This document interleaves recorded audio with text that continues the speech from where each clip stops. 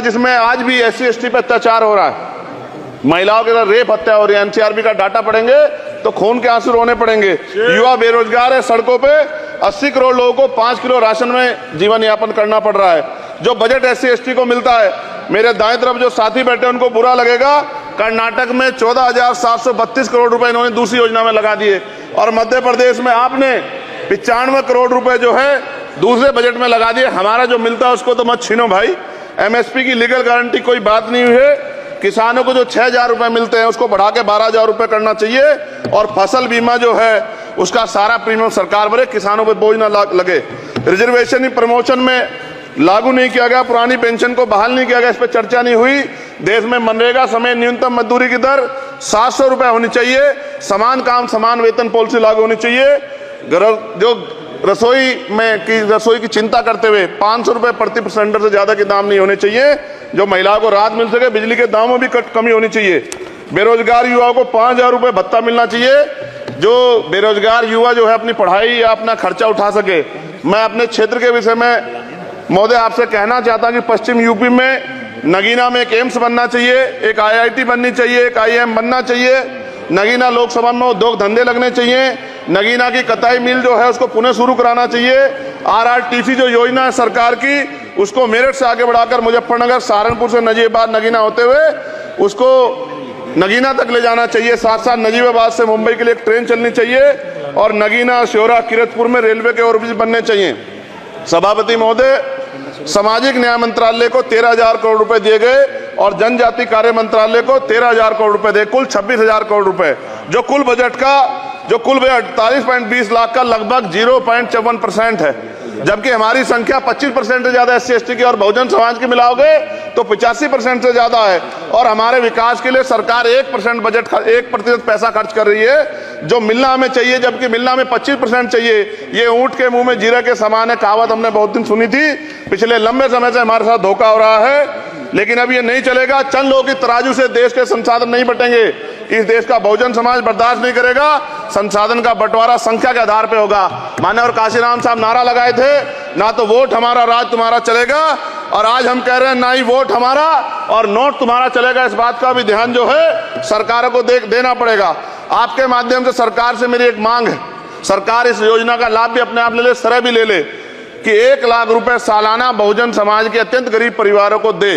10 लाख करोड़ रुपए खर्च होंगे, लेकिन इस 1 लाख रुपए की योजना से एक झटके से एक परिवार गरीबी की रेखा से ऊपर आएगा और इनके बच्चों को कुपोषण खत्म होगा, अच्छी शिक्षा मिलेगी, महिलाओं को सम्मानजनक जीवन मिलेगा और इससे वास्तव में सबका साथ सबका विकास का नारा सार्थक होगा। अगर प्रश्न ये होगा कहां से आएगा, तो उसका जवाब ये है कि जब अमीरों का 16 लाख करोड़ रुपए माफ हो सकता है, कॉर्पोरेट टैक्स का घटाकर लाखों करोड़ रुपए का चुना सरकारी खजाने को लगाया जा सकता है, पेट्रोल डीजल के दाम 10 गुना एक्साइज ड्यूटी बढ़ाई जा सकती है, तो गरीबों को सरकार पैसा क्यों नहीं दे सकती। महोदय, समय आ गया है, अब निजी क्षेत्रों में आरक्षण की व्यवस्था होनी चाहिए। SC ST OBC को निजी क्षेत्रों में आरक्षण मिलना चाहिए।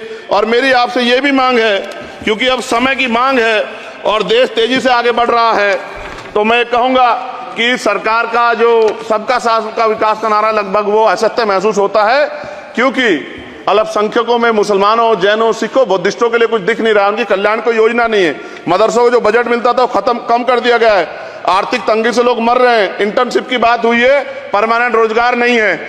और दिल्ली में क्या हुआ बच्चों के साथ कल, उनकी सुरक्षा की जिम्मेदारी क्या है? वो आए तो बनने थे IAS IPS और बन क्या गए, लाशें बन के गए। यहां से कोई ध्यान नहीं दे रहा है, किसी की नजर नहीं है। साथ साथ मैं आपसे ये भी आग्रह करूंगा कि हम ग्रामीण क्षेत्रों से आए लोग देश से बड़ा प्रेम करते हैं और हम ये महसूस करते हैं कि सरकारें हमें सुनेंगी, सरकारें हमारे बारे में सोचेंगी। लेकिन ऐसा महसूस हो जाता है आजादी के 75 साल बाद, और जिसको अमृत काल कहा जा रहा है, आज भी SC ST OBC के लोगों पर अत्याचार हो रहा है। अभी 2 दिन पहले गोली से उड़ा दिया गया गाजियाबाद में और राजस्थान में गर्दन काट दी गई। ये घटनाएं देख कर डर लगता है, घर से निकलते हुए भी कि आने घर वापस लौटेंगे नहीं लौटेंगे।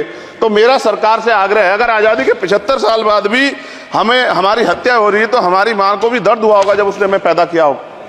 हमारी बहनों को भी हमारे खोने का दर्द होता होगा। कैसी कानून व्यवस्था है आपकी, सब कुछ है आपके पास, फिर भी जो है महिलाओं पर रेप नहीं रोक पा रहे हो, हत्याएं नहीं रोक पा रहे हो, गरीबों, दलितों, पिछड़ों, किसानों, मजदूरों की जान नहीं बचा पा रहे हो। किसान सुसाइड कर रहा है, नौजवान सुसाइड कर रहा है, और बड़ी बड़ी बातें होती हैं। इधर भी अच्छे लोग हैं, इधर भी अच्छे लोग हैं, लेकिन अच्छाई तब होगी जब जमीन पे भी कुछ काम दिखाई देगा। और जमीन पे महोदय कोई काम दिखाई नहीं दे रहा है।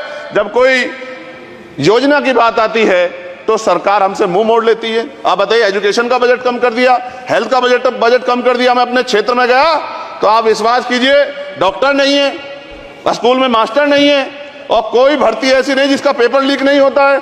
तो देश किस तरफ जा रहा है और इसमें नौजवानों का भविष्य क्या है, इसके बारे में हमें चिंता करनी चाहिए। और अंत में अपनी बात को खत्म करते हुए मेरा आपसे आग्रह और आपके माध्यम सरकार से आग्रह है कि यहां बाहर बाबा साहब अम्बेडकर की मूर्ति लगी हुई थी, एक वो करोड़ों लोगों की आस्था से जुड़ा विषय है। और आप विश्वास करो, इतना गुस्सा है उसको लेके, मेरी आपके माध्यम से मैं हाथ जोड़ता नहीं हूं, लेकिन मैं हाथ जोड़ के आपसे आग्रह कर रहा हूं कि प्रधानमंत्री जी, सरकार से हमारी आग्रह कि वो अम्बेडकर वादियों के सम्मान का ध्यान रखते हुए, उनके जो है दिल की पीड़ा को समझते हुए, दर्द का ध्यान रखते हुए उस मूर्ति को पुनः स्थापित करा दीजिए।